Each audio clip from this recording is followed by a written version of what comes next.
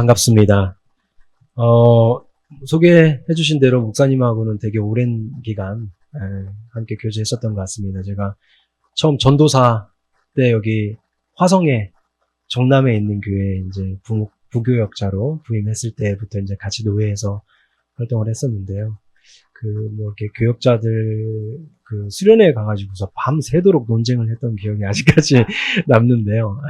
그때 저는 약간 안티였던 것 같아요. 목사님의 사역이나 이런 거에 대해서 약간 안티였던 느낌이 들어요. 근데, 시간이 지날수록 목사님의 사역이, 진짜 좋은 사역이구나, 바른 사역이구나, 이런 생각들이 많이 들고요. 그동안에는 이제 목사님을 통해서 교회 사역, 목회 사역을 들었었고, 또 내신 책을 읽어서 알기는 했으나, 제가 이렇게 교회를 와본 적은 없잖아요. 교회 와서도 목사님만 보고 갔지, 어떻게 예배를 하는지, 여러분들은 어떤 분들인지 볼 수가 없었으니까, 사실 반신반의했었거든요. 내 앞에서만 발로 저러는 거 아닌가 싶은 생각이 들었었는데, 그래서 오늘 되게 기대하고 왔어요. 진짜로 책에 쓰인 대로, 아니면 평소에 목사님이 말씀하신 대로, 그런 교회인가 하고서 기대하는 마음으로 왔는데, 명불허전이네요. 진짜. 시작하자마자 여러분들의 그 뜨거운 그 열기를 보면서 진짜 좋은 교회구나 싶은 생각이 들었습니다. 제가 교회 갈 때마다 되게 여러 교회들을 많이 제가 다니면서 설교를 하고 특강을 하기도 하고 그러는데 제가 버릇이 있어요. 교회 가면 무슨 버릇이냐면 이렇게 쭉 보면서 저보다 어린 분이 몇 분이나 되실까 이런 걸 봐요. 근데 거의 없어요. 네, 거의 없어요. 그러니까 엄청 대형 교회를 제외하고서는 제가 이제 48, 7이니까 저보다 어린 분이 거의 없어요. 있어봤자 몇 분 안 돼요. 그래서 근데 여기는 보니까 젊으신 동안인 거예요? 아니면 진짜로 젊으신 거예요? 근데 젊은 분들이 상당히 많다라는 게 첫 번째로 그게 놀랍고요. 두 번째로 세 개를 놀랐네요. 두 번째로 놀란 거는 여러분들이 서로 인사하잖아요. 보통 이렇게 교회에서 인사시키면 싫어해요. 앞에 나와서 옆에 보고 인사합시다 이러면 되게 싫어요. 저거 왜 시키지? 막 이러면서. 왜 싫어할까요? 별로 안 친하니까. 안 친한데 인사시키니까 되게 뻘쭘한 거예요. 옆에 있는 사람이 누군지도 잘 모르는데. 그러니까 막, 어머, 안녕하세요. 뭐 이렇게, 눈도 안 마주치고 막 그러거든요. 근데 약간 인사하는 걸 보니까 진짜 너무 반갑게 인사하더라고요. 그래서, 진짜 인사법이 다르네, 여기는. 한 번만 할 줄 알았더니, 부목사님부터 해가지고서 막 3번을 시키고 4번을 시키네요. 그런데도 또 잘해요, 여러분들은 보면. 그래서, 여기는 되게 특이하다. 그게 이제 두 번째 특이한 점이었고, 세 번째 특이한 점은, 보통은 이렇게 찬양을 하면 앞에 인도자와 찬양팀의 목소리가 크지, 성도들의 목소리가 크지 않거든요. 근데 저는, 성가대가 그냥 여기에 심어져 있구나 싶은 생각이 들 정도로, 여러분들이 정말 큰 목소리로 이렇게 찬양을 기쁘게 하시더라고요. 이런 교회도 흔치가 않아요. 저는 무슨 이렇게 수련회 가서 이런 건 봤어요. 수련회나 금요철야 때 하는 건 봤지만 주일 낮 예배 때 이렇게 열정적으로 찬양하는 분들은 별로 못 봤고, 흡사 제가 그 대학 청년부 수련회, 연합수련회에 가서 꼭 제가 지금 말씀을 전하는 느낌이에요. 그만큼 뜨겁게 찬양하는 여러분들을 봐서. 그래서 제가 여러분들에게 말씀으로 은혜를 끼쳐야 되는데 오히려 제가 여러분들을 통해서 은혜를 먼저 받았어요. 그래서 사실 말씀 안 하고 그냥 이 얘기만 하고 내려가는 게 제일 좋게 끝날 것 같은데 해야 되잖아요 또. 그래서 뒤에서 뭐라고 기도했는지 아세요? 이 은혜와 열기를 제가 꺼트리지 않게 해주세요. 이런 기도를 했어요 오히려. 그래서 여러분들에게 말씀을 되게 지금 조심스럽게 전해야겠다 싶은 생각이 들었습니다.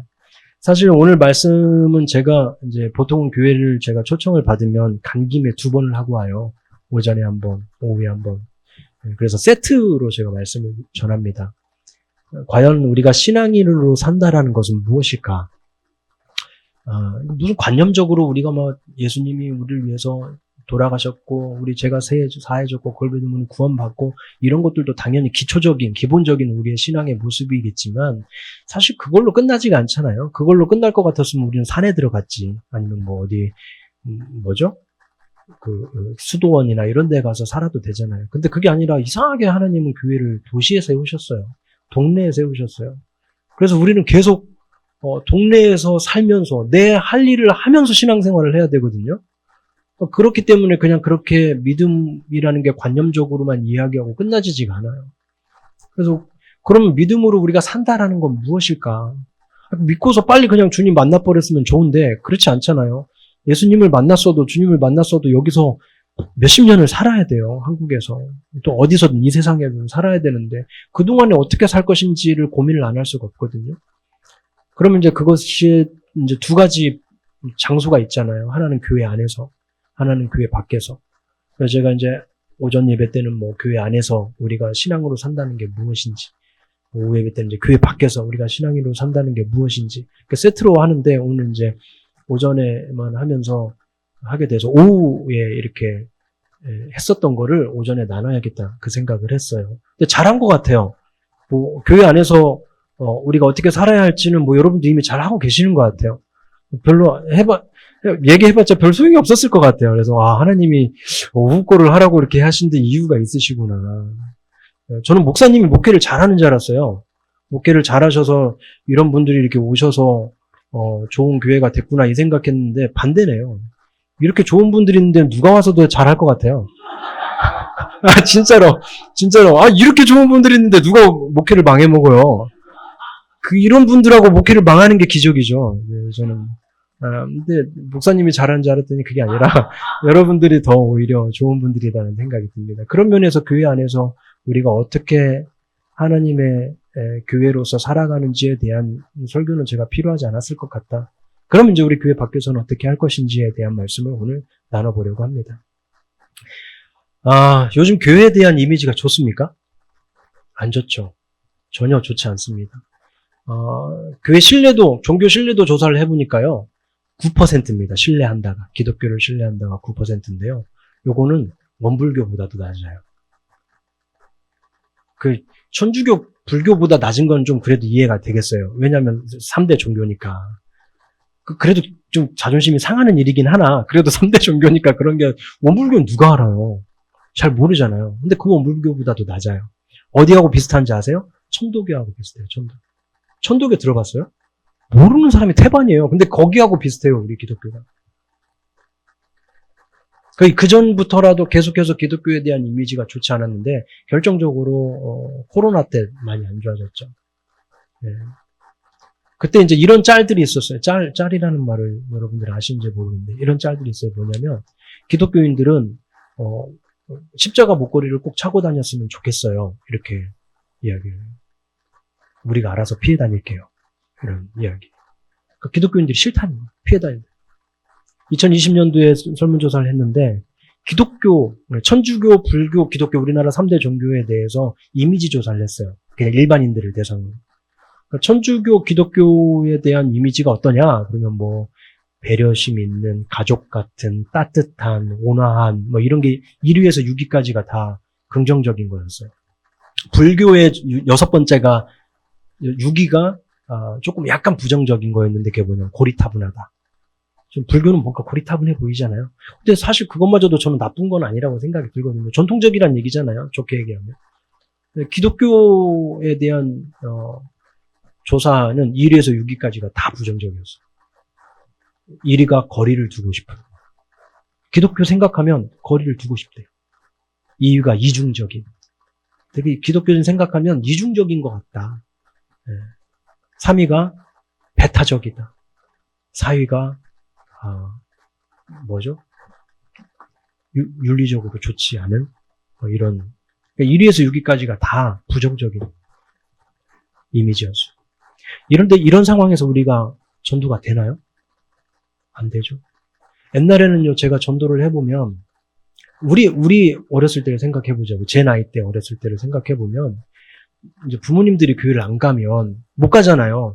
그때는 유교 사상이 되게 불교 사상이 심해가지고서 가면 막 혼나고 맞고 그랬잖아요. 그러니까 어른들이 교회를 못 가더라도 자식들이 교회 간다 그러면 그래 너는 가라 이렇게 얘기해요. 또 누군가가 전도하면 저는 못 가도 우리 애들은 보낼게요 이렇게 얘기했어요.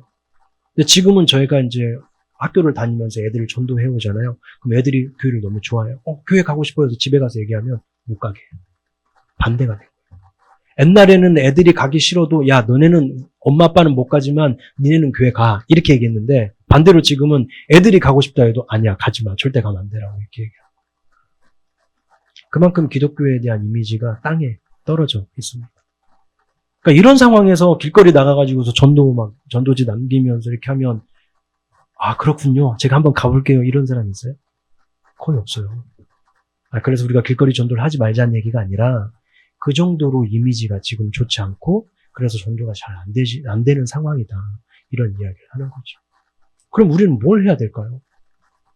그러니까 우리가 해야 할 일은 말로 전도하는 것도 중요하지만 일단 이미지를 회복하는 게 지금 좋지 않은 이 이미지, 잃어버린 신뢰를 회복하는 게 우선이지 않을까 싶은 생각이 들어요. 그래야 전도라는 것도 되는 거고 그래야 내가 어디 가서 기독교인이라고 얘기하는 게 창피하지 않은 거잖아요. 근데 지금 어디서 기독교인이라는 얘기를 잘 못해요. 커밍아웃이라고 그러잖아요. 대학생들 나 기독교인이라고 얘기하는 걸 커밍아웃이라고 얘기해요. 얘기를 안 해요. 자기가 기독교인이어도. 왜? 너도? 이렇게 반응이 나와요. 야, 너는 괜찮아 보였는데 너도? 그런 생각을 해요. 그래서 대학생들이 이야기를 하지 않아요. 교회 가는 걸 티를 안 내요. 우리 자녀들에게 물려준 유산이 우리가 그렇다라는 거예요. 그러니까 사실은 우리가 교회 다니기가 어려운 것보다요. 요즘 젊은이들이 교회 다니기가 더 어려워요. 네. 왜? 교회 다닌다고 하는 순간 저를 이상하게 보는 거예요. 친구들이. 아, 쟤는 좀 이상하네. 또라이. 이렇게. 지금 시대가 어느 시대인데. 이런 생각을 하거든요. 그런 데서 내가 교회 다녀라고 표현하는 게 쉽지가 않다는 말이에요. 그럼 우리 교회에 미래가 있냐? 저는 없다고 봐요. 이대로 간다면. 여러분들의 교회야 지금 사정이 다르니까 교회가 미래가 밝아요라고 얘기할 수 있을지 모르겠지만 저는 엄청난 교회를 다니잖아요. 교회를 다니고 만나보면 교회 미래는 없어요. 이대로 간다면. 얼마 못 가서 다 문 닫을 거예요. 몇몇 교회만 살아남겠죠. 지금 800만 기독교인 1200만 이럴 때가 있었어요. 지금 800만이라고요. 그마저도 가나안 성도 포함해서예요. 500만 이하로 떨어질 가능성이 많아요. 그러니까 10%도 안 되는 거예요, 이제. 기독교가 막 30% 막 이렇게 돼가지고서 우리 나라를 기독교 국가로, 이 도시를 기독교 도시로 이렇게 얘기했었던 때가 있었잖아요. 그건 이제 어림도 없는 얘기가 돼버린 거예요. 왜 이렇게 됐냐면, 우리가 어떻게 살았길래, 우리가 어떻게 신앙인의 모습을 보였길래 그랬냐는 거예요. 제가 목사가 되고 나서 이제 서울에서 목회를 할 때였는데 그 친구 한 명이 있었는데 이제 깨복쟁이 친구예요. 이 친구는 이제 초등학교 때부터 친구인데 바로 옆 동네에 살았어요. 그럼 한번 와볼 법하지 않아요? 친구가 목사 됐으면? 근데 제가 그랬어요. 야 너는 친구가 목사가 됐는데 교회 한 번은 와볼 법하지 않냐? 왜 한 번도 안 오냐? 넌 의리가 없냐? 이랬더니 너 한 번만 더 그 얘기합니다. 너도 안 봐. 이렇게 얘기하더라고요. 그래서 왜 그래 도대체? 기독교가 너한테 뭘 어떻게 했길래 이러는 거야? 라고 물어봤어요. 근데 이 친구가 이제 피아노 학원 선생님이었어요. 피아노 학원 선생님이었는데 피아노 학원 원장님이 교회 다니는 분이래요. 근데 온갖 나쁜 짓을 다 하는 거야. 그러니까 밖에서는 모르겠지. 근데 그 안에서는 알잖아요. 원장님이 어떤 분인지를. 이중장부 쓰고 세금 탈루하고 애들 차별 대우하고 온갖 안 좋은 것들 다 보는 거예요. 그러니 기독교에 대한 좋은 감정이 있겠냐고요. 기독교라는 인간들이 저 더해 라는 생각을 하게 되겠죠. 근데 그게 1차 충격이었는데 이건 아무것도 아니었대. 2차 충격이 있었대. 뭐냐면 보통 이제 교회 안에 성도님들이 뭐 사업을 하게 되면 사업장에 우리는 신방이라는 걸 가잖아요. 그러니까 거기도 그날 신방을 왔던가 봐요, 교회에서. 신방을 왔는데 이제 뭐 피아노 학원이 크지 않잖아요, 보통은. 그러니까 이제 옆에서 차담을 나누고 있는데 자기는 이제 학생들 받을 준비를 하고 있었던 거죠. 그러니까 옆에서 대화하는 게 다 들리는 거죠. 다 들리는데 들어보니까 무슨 이야기냐면 그 원장님이 교회에서 엄청 신실하신 거예요. 그러니까 차라리 교회에서도 개떡같이 살았으면 그러니까 저 인간은 교회를 다니지만 무늬만 기독교인이고 교회 가서도 개떡이고 밖에서도 개떡이니까 그러니까 일관성은 있네 이럴 거 아니에요. 근데 얘기를 들어보니까 교회에서는 엄청나게 신실한 권사님이라는 거야. 근데 밖에서는 저러고 사는 거죠. 그래서 세상 사람들이 아까 기독교 조사할 때 2위가 뭐라고? 이중적으로 보이는 거야. 교회 안에서는 그렇게 좋은 사람, 그렇게 선한 사람인데 밖에 나오면 아주 못된 사람처럼 산다라는 것이죠. 그래서 우리가 자주 하는 농담이 있잖아요. 예배드리면서 막 은혜 받고 할렐루야 감사합니다 이렇게 해놓고서 나가면서 주차하면서 싸우고 차 막 교회 밖으로 나가는 데서 막 먼저 끼어들었다고 막 크락션 울리면서 창문 열고 막 욕하고 이런다고 얘기하잖아요. 그러니까 기독교인들의 이게 되게 서글픈 이야기인데 기독교인들의 모습을 보여주는 모습이라 일반적인 모습을 보여주는 거라는 거죠. 그런 상황에서 우리는 어떻게 복음을 전하냐는 거예요. 여러분들의 삶은 어떻습니까? 여러분들의 삶은 이 교회에서 방금 조금 전에 옆에 있는 사람들 사랑해요. 단점까지도 사랑해요. 막 이렇게 했는데 교회 밖에 여러분의 삶에서도 그러냐는 거예요. 여러분의 삶 속에서도 단점까지 사랑합니까? 남은 둘째치고 여러분의 가족 사랑합니까? 그렇지 않은 분들이 많아요. 제가요 자녀들한테 제가 백석대학교에서 지금 가르치고 있잖아요. 물어봐요. 이제 교회를 다니다가 안 다니는 애들이 있대요. 또 부모님이 목사님이고 장로님이래. 근데 교회를 안 다녀. 왜 안 다니냐 그랬더니 저는 대학생이 되기만을 기다렸어요. 이렇게 얘기하더라고요. 대학생이 되면 저는 교회 안 갈 거예요. 라고 이렇게 생각을 했다는 거예요. 그래서 일부러 대학도 멀리 온 거야. 동네에 있는 대학 안 가고 멀리 와서 기숙사에서 살아요. 그래서 학기 중에는 안 가 집에. 방학 때만 가는 거죠. 그럼 너 이렇게 교회 안 가는 거 엄마 아빠 알아? 절대 모르죠. 저 엄청 신앙생활 열심히 잘하는지 알고 계실걸요? 이렇게 얘기해요. 실제로 제가 물어보면 진짜 자기 아들들은 잘한다고 생각을 해요. 근데 교회 안 다녀요. 여러분들의 제가 교회 다니면서 뭘 하냐면요. 이상하지 않아요? 이렇게 교회에 많은 어르신들이 있는데 왜 자녀들은 안 보여요? 여러분들의 자녀들, 여러분들의 손주들만 다 나와도 교회 학교가 없지는 않지 않아요? 이상하게 어르신들은 되게 많은데 젊은이들 없고 자녀들이 없어, 손주들이 없어. 여러분들의 자녀들, 손주들만 와도 지금 뭐 허리가 없네, 교회 학교가 없네, 다음 세대가 없네 이런 얘기가 안 나올 텐데 왜 없냐고요? 물어봐요. 안 나온다는 거죠. 안 다닌대 교회를. 그럼 왜 안 다니는 거예요? 누구 때문에 안 다니는 거예요? 부모님 때문에 그런 경우. 제가 목사잖아요. 목사는요, 밖에서 사는 게 되게 힘들어요. 약간 유리로 된 감옥 안에 사는 느낌이에요. 밖에서 안이 다 보이는. 제가 뭘 하나를 해도 바로 나오는 말이 목사가 저런다. 이런 얘기 들을 거 아니에요. 그러면 저는 엄청 스트레스 받잖아요. 밖에서는 진짜 뭐 하나를 못해요. 막 무단횡단 하려다가도 나는 모르지만 누군가는 날 볼 수도 있잖아요. 그러면 다시 막 뺑 돌아가가지고 그렇게 막 가고 그런 일들이 있거든요. 그러니까 되게 힘들어 밖에서 살면. 집에 가면 막 널브러지고 싶어요? 안 그래요?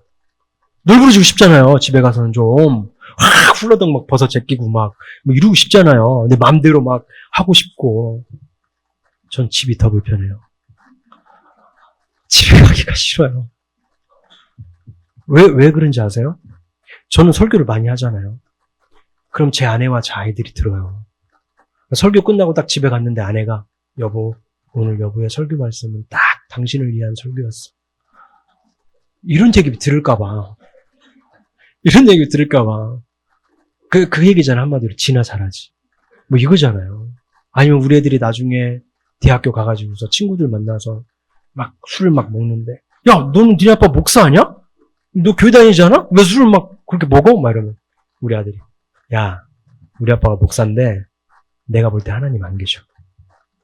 하나님이 계시다면 우리 아빠가 저렇게 못 살아. 근데 우리 아빠 저렇게 사는 걸 보면 당신은 하나님이 있다고 저렇게 설교하고 있지만 실제로는 하나님이 살고 있는지 안 믿는 것 같아. 이런 얘기 할까 봐. 그래서 전 집이 제일 불편해요. 집에서 제일 많이 참아야 되고요. 사리가 나올 것 같아요. 근데 감사하게도 그렇게 사니까 아내는 제가 설교할 때 제일 많이 은혜가 된대요. 아이들은 아빠 설교하는 게 제일 재밌고 제일 즐겁대요. 그러니까 그걸 위해서 저는 엄청난 걸 지금 포기하고 바꾼 거예요, 사실. 네. 여러분들의 삶은 어떻습니까? 교회에서의 이 삶의 모습이 여러분의 가정, 여러분의 직장, 여러분의 일상의 삶 속에서 똑같이 사라집니까? 아니면 교회에서의 삶과 그곳에서의 삶이 많이 차이가 납니까? 차라리 밖에서 그렇게 못 살 것 같으면 교회에서도 그렇게 못 사는 게 나을 수 있어요. 그러면 일관성은 있잖아요. 근데 그렇지 않으면 않을수록 괴리가 커지면 커질수록 사람들은 이중적으로 보는 거예요. 더 기독교에 대한 반감이 생기게 되는 거죠. 우리는 그럼 왜 그렇게 살았을까요? 왜 그렇게 우리는 살아왔을까요? 그러니까 여기 오늘 말씀이 그 얘기를 해요. 13절에서 시작하자마자 이렇게 얘기를 해요. 너희는 세상의 소금이니 라고 이야기해요. 우리가 세상의 빛과 소금이 되어야 된다는 얘기를 많이 하잖아요. 근데 우리는 이 말씀을 들을 때마다 항상 집중하는 말이 뭐냐면 빛과 소금이야. 그게 강조돼요. 근데 그것보다 더 강조돼야 되는 말이 있어요. 어디에? 13장. 너희는 어디에? 네, 세상에. 그러니까 많은 기독교인들이 교회 안에서 빛과 소금이 되려고 그래요.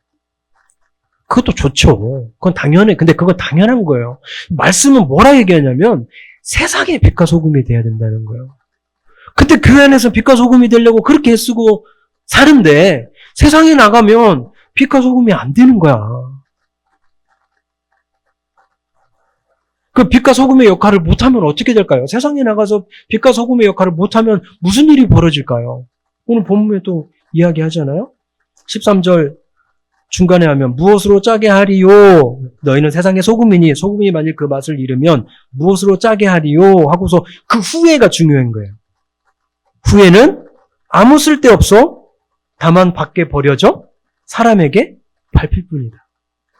왜 오늘날 많은 기독교인들이 무시를 당하고 사람들이 기독교인들을 혐오하고 왜 그러냐고요. 저는 이게 바로 사람들이 우리를 받는 거라고 생각이 들어요.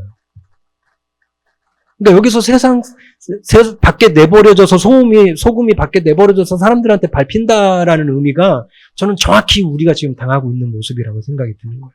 세상 사람들이 기독교를 무시하잖아요. 옛날엔 이런 말이 있었어요. 야, 나는 그렇다, 교회 안 다니는 사람들이. 나는 그렇다 치더라도 너는 그러면 안 되는 거 아니냐? 이런 얘기를 종종 했어요. 기독교인들에게. 그죠? 야, 나는 교회 안 다니니까 그런다 치면 교회 다니는 네가 그러면 돼? 이런 얘기를 종종 했단 말이에요. 근데 오늘날에는 그런 말도 안 해요. 나나 너나. 네 기독교인이라고 하는데 나나 너나 다른 게 뭐요? 너 주일날 교회 가는 거 말고는 나랑 다른 게 뭐요? 우리는 뭐 어떤 다른 모습을 보여주냐고요. 사람들에게. 내가 교회 다닌다라는 거. 그래서 주일날 교회 가서 예배 드린다라는 거. 그래서 나는 가요 대신 찬양을 듣는다는 거. 나는 성경책 좀 읽는다는 거. 요거 말고 우리가 하는 종교 생활 말고 그거 말고 밖에서 비기독교인들에게 우리가 기독교인으로서 다른 걸 보여주는 점이 뭐냐는 거예요. 없다는 거예요. 그럼 비기독교인들이 그런 기독교인들 보면서 무슨 생각을 해요? 아, 기독교인들은 주일날 쉬지 못하는 거라고 하는 그 단점만 있지 장점이 하나도 없구나 이렇게 생각하죠. 그럼 내가 뭘 하고 교회를 가? 안 그래요? 아니 나도 교회 가봤자 저놈이나 나나 교회 다니는 자나 나나 똑같은 지금 삶을 살고 있고 오히려 보니까 주일날 놀지도 못해. 나는 주일날 놀러라도 가는데 주일날 놀지도 못해. 아침부터 저녁까지 가서 예배드리고 봉사하고 뭔 짓이요 저게. 그리고 가만히 보니까 얘는 술도 못 마셔. 나는 술도 막 마시는데. 그러니까 교회 다닌다고 해봤자 안 좋은 것만 다 많아. 근데 내가 본받거나 어떤 메리트가 있는 건 하나도 안 보여. 그럼 누가 교회를 가려고 하냐고요. 안 간다니까요. 근데 이런 사람이 있어요. 야, 내가 지금 교회는 안 다니지만 나중에 혹여라도 내가 교회 가고 싶은 생각이 들면 니네 교회 갈게. 너를 보니까 니네 교회는 조금 다를 것 같다. 내가 니네 교회를 가본 적은 한 번도 없지만 네가 사는 모습을 보니까 니네 교회는 뭔가 좀 다를 것 같아. 뭔가 다른 기독교인들하고는 좀 달라. 내가 나중에 혹시 교회 가게 되면 니네 교회 갈게. 이런 소리 좀 들어야 되는 거 아니에요? 근데 우리 무슨 소리를 듣냐고. 내가 너 때문에 교회를 안 가는 거야. 내가 엄마 때문에 교회를 안 가는 거예요. 내가 아빠 때문에 교회를 안 가는 거예요. 어렸을 때는 멱살 잡고 교회 끌고 갈 수 있어요. 성인 되면요. 못해요.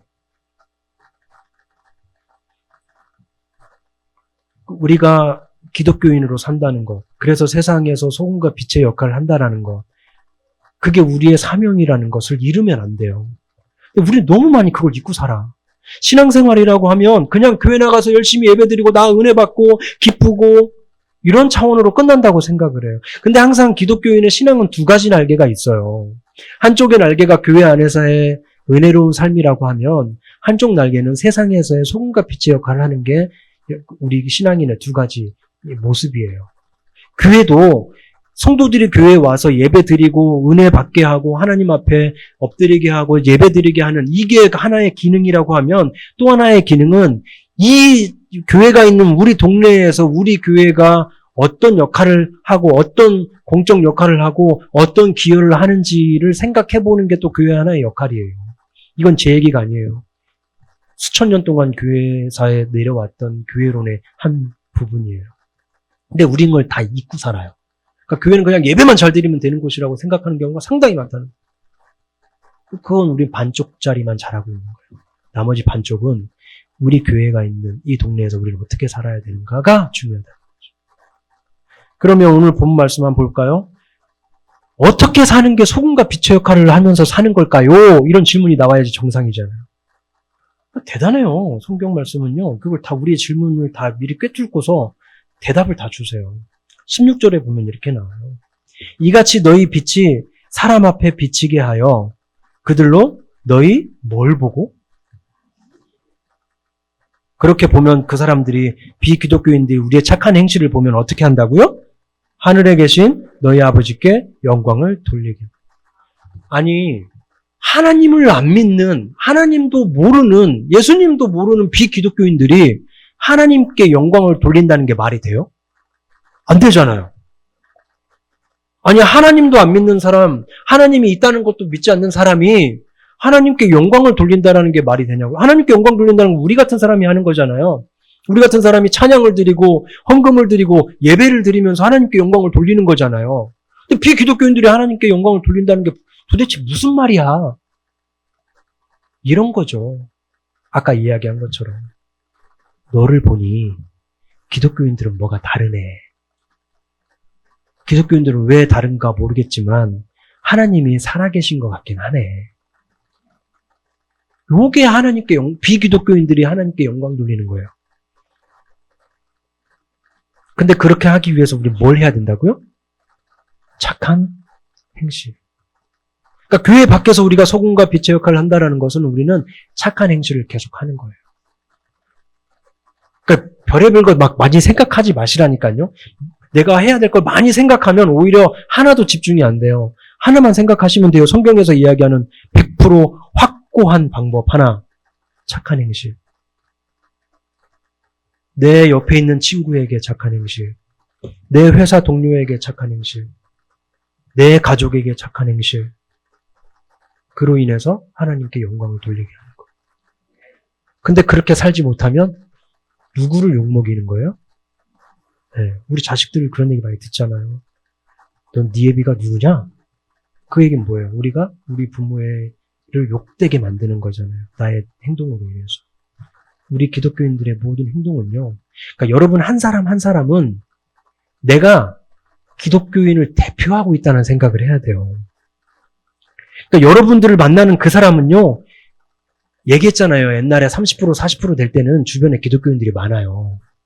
근데 지금 주변에 기독교인들이 별로 없어요. 10명 중에 1명인 거예요.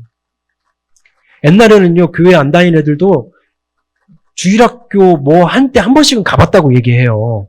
뭐 성탄절에 갔다든지 제가 무슨 날인지 모르겠는데 그 달걀 주는 날 갔다 와서 이런 얘기 해요. 옛날에는. 근데 지금 애들은요. 아예 교회를 한 번도 안 가본 애들이 대부분이에요. 그럼 네 주변에 기독교인 없어? 그러면 한 명도 없대요. 그런 상황이에요, 지금은. 그럼 그 얘기는 반대로 무슨 얘기냐면, 내가 만나는 비기독교인들에게는 내가 기독교가 지금 기독교 대표 선수라니까요. 이 사람은 유일하게 만나는 기독교인이 나랄 수도 있다는 얘기예요. 그럼 내가 어떻게 하느냐에 따라서 기독교에 대한 인식이 좋을 수도 있고 나쁠 수도 있다라는 거예요. 그러니까 여러분들 어디 가면요 항상 그 생각을 해야 돼. 나는 기독교인의 대표. 나는 기독교인의 대표. 갑자기 생각이 나는데 엊그저께 집주인 추석 연휴를 싹 맞춰가는 그때 집주인에게 전화가 왔어요. 집주인은 직접 온 건 아니고 부동산 통해서 왔는데 내년 2월이 계약 만기인데 제가 지난달에 말씀을 드렸거든요. 갱신하겠다고. 한 번 더 갱신하겠다고. 전화 왔는데 2월에 나가래요. 집 주인이 들어오겠다고. 근데 그 집주인은 오산 사는 사람이에요. 왜 그래? 오산 사람, 제가 유일하게 만난 오산 사람이잖아요. 오산 사람 대표하는 거예요, 그 사람은. 그 사람 때문에 오산 사람 다 이상해지는 거예요, 지금. 누가 봐도 안 들어올 게 뻔하잖아요. 근데 그렇게 해야 제가 나갈 수 있는 거예요. 갱신 청구권을 못 써요. 그렇게 해야. 유일하게 집주인이 들어와서 살 때만 청구권을 못 써요. 안 그러면 제가 중간에 나가게 되면 아무 때나 나가고 또 막 복비도 줘야 되고 막 이런 일들이 벌어지니까. 뻔하잖아요. 알잖아요. 제가 싸울 수 있잖아요. 못 싸워요. 왜? 그분이 제가 복산 걸 알아요. 못 싸워요. 그래서 알겠습니다 했어요. 속이 터지죠. 여러분 옛날에 여러분들이 교회를 못 가게 만드는 성경의 이야기는 뭐였어요? 죽은 사람이 살아났다. 그걸 믿는 사람이 있어? 그러면서 안 갔잖아요. 그래서 못 가게 했잖아요, 사실은. 홍해 바다가 갈라졌다. 이런 것들 때문에 우리는 교회를 못 가게 됐단 말이에요, 옛날에는. 오늘날 젊은이들이 가장 못 믿는 성경 이야기가 뭔지 알아요? 교회를 못 가게 만드는 성경 이야기가 뭔지 알아요? 요즘 젊은 대학생들이, 청년들이 포도원 품꾼의 비유예요. 포도원 품꾼, 포도원 주인이 새벽 6시에 한 명, 9시에 한 명, 12시에 한 명, 3시에 한 명, 거의 끝나가는 1시간 남겨놓고 한 명 다 불렀잖아요. 그래서 끝나고서 다 어떻게 줬어요? 똑같은 한 데나리온씩 줬죠. 난리 나요, 애들. 불공정하다고. 그렇게 주면 안 되지. 1시간밖에 안 한 사람을 왜 하루 종일 한 사람하고 똑같이 돈을 줘요? 그건 안 되죠. 이게 교회를 못 오게 만드는 이유 중에 한 이유예요. 기적 이런 게 아니라니까요. 우리는 너무나도 당연하게 오른뺨 때리면 왼뺨을 때리면 어떻게 하라 그랬어요? 잠깐만. 오른뺨을 때리면 왼뺨을 들러대라 그랬잖아요. 요즘 여러분 자녀들이 학교 가서 맞고 오면 뭐라 그래요? 이 새끼야 맞고 오냐? 너 나한테 쳐버리지 막. 너 어떤 놈이야? 고소해. 이러잖아요. 야 너 그래서 다른 뺨도 됐어? 이런 부모님 있어요? 그러니까 오늘날요 교회 못 가게 하는 거는 기적이 아니에요. 성경이 이야기하는 너무나도 자명한 우리가 자명하고 진리라고 들었던 것들이요 오늘날은 매우 불합리하게 보여요. 불공정하게 보이고요. 그래서 교회 못 가요. 근데 우리 기독교인들은 그걸 살아내는 사람이라는 거죠. 생각해 보세요. 오른뺨을 상대방이 때리잖아요. 때리는 사람, 그 당시엔 중동이잖아요, 배경이. 중동에서는 왼손을 안 써요. 이건 똥 닦을 때만 쓰는 손이에요. 대부분 오른손을 쓰잖아요. 그럼 상대방이 내 오른뺨을 때리려면 어떻게 때려야 돼요? 오른손으로. 옆에 있는 사람 한번 생각해 보세요. 옆에 있는 사람의 오른손으로 때리려면 어떻게 때려야 돼요? 요렇게 때려요? 보통 이렇게 때린다고 하지만, 이렇게 때리는 사람이 있어요? 없죠. 보통 어떻게 때립니까? 요렇게 때리죠. 그렇게 맞아본 적 있어요, 여러분? 저는 고등학교 때 맞았었어요. 선생님한테. 그때는 막 맞고 잘할 때잖아요. 근데 차라리 이렇게 때리는 게 낫지. 그잖아요. 그건 아프기만 해요. 근데 이렇게 때리는 건요. 엄청 사람을 멸시하는 거예요, 이거는. 그냥 맞은 것도 아니야. 그냥 맞았어도 그냥 맞은 거 다른 뺨 대는 것도 힘든데 매우 멸시적으로 맞았는데 다른 뺨을 댄다라는 거는 쉬운 일이 아니죠. 그러니까 요즘도 그렇게 산다라는 게 가능해요? 라고 생각해서 여러분들은 그렇게 안 살잖아요. 그럼 부활한 거를 믿으면서, 예수님이 부활한 거, 죽은 예수님이 부활한 건 믿으면서, 홍해 바다가 갈라진 건 믿으면서, 내가 오른뺨 맞았을 때 왼뺨을 대야 한다라는 거는 안 믿기는 거죠. 예수님이 죽었다 살아나신 건 믿으면서, 늦게 온 사람도 똑같이 한 하루 일당을 주는 거는 안 믿기는 거죠. 근데 성경 보세요. 우리가 할 수 있는 일이 많지 않아요. 하나하나 여러분들이 진짜 이 성경을 문자대로 생각을 해가지고서 여기서 얘기하는 대로 다 지켜보려고 해보세요. 못 살아요. 너무 힘들어요. 예수님을 믿는다라는 건 쉬운 일이 아니에요. 예수님을 믿는다라는 거 우리가 되게 쉽게 생각해요.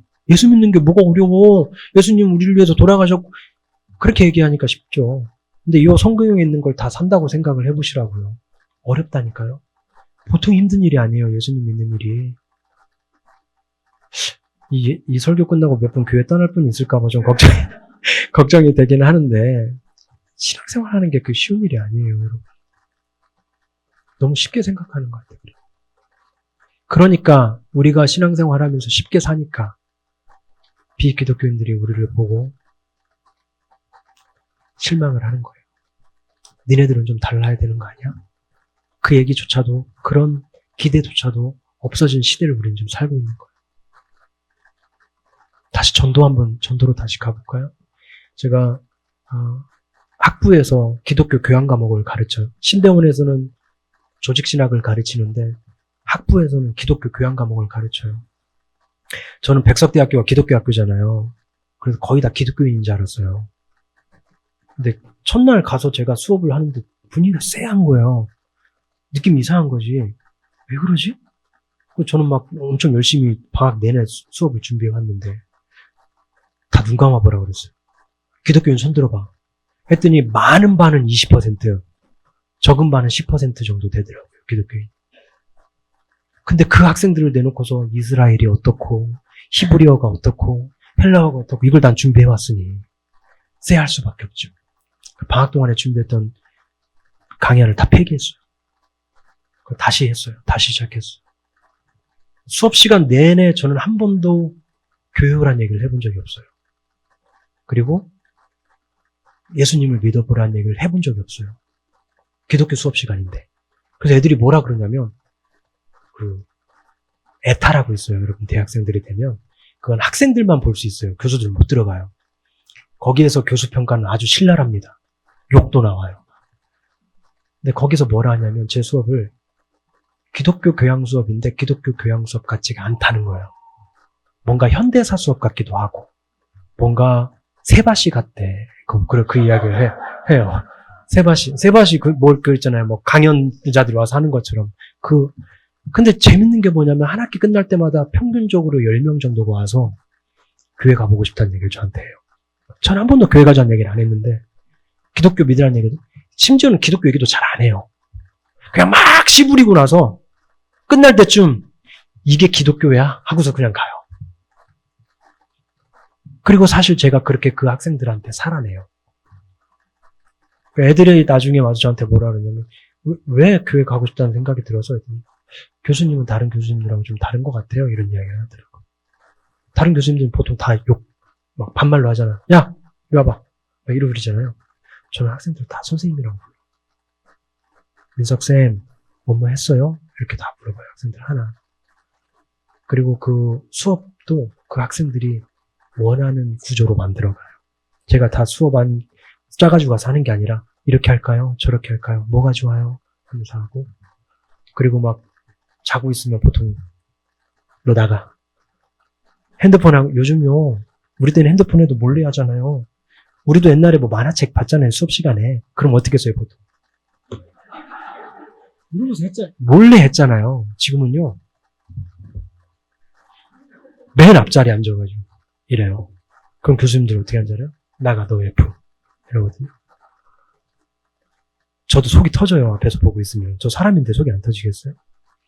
근데 그 학생들 끝나고 나면 제가 밥 사줍니다. 밥 사주고 가서 커피 사주고 힘들지. 그 아이를 얘기를 들어보니까 학교 오는 게 너무 싫은 거예요. 내가 왜 지금 이 학교에 와 있나. 그래서 자퇴를 할까 말까 했었던 애예요. 그런데다가 그 수업이 목요일날 1교시야. 이 아침에 오기가 너무 싫은 거예요. 근데 어쩔 수 없이 왔네. 근데 이 친구가 나중에는 그 다음 학기에는 장학금을 받으면서 학교를 다녔어요. 그러면서 장학금 받은 걸 가지고 저한테 커피를 뽑아가지고 오면서 목사님 때문에 제가 학교가 재밌어졌어요. 이렇게 이야기를 하더라고요. 그래서 실제적으로 제가 학생들을 데리고서 대학교에 몇 명을 데려가기도 하고 집이 먼 학생들은 그 동네에 있는 교회하고 연결을 해줘요. 그러니까 우리는 전도를 할 때 말로 하냐, 삶으로 하냐. 말로 하는 건 안 들어요. 그리고 말로 해서 오는 사람은요, 얼마 못 버텨요. 좀 지나면요, 가요.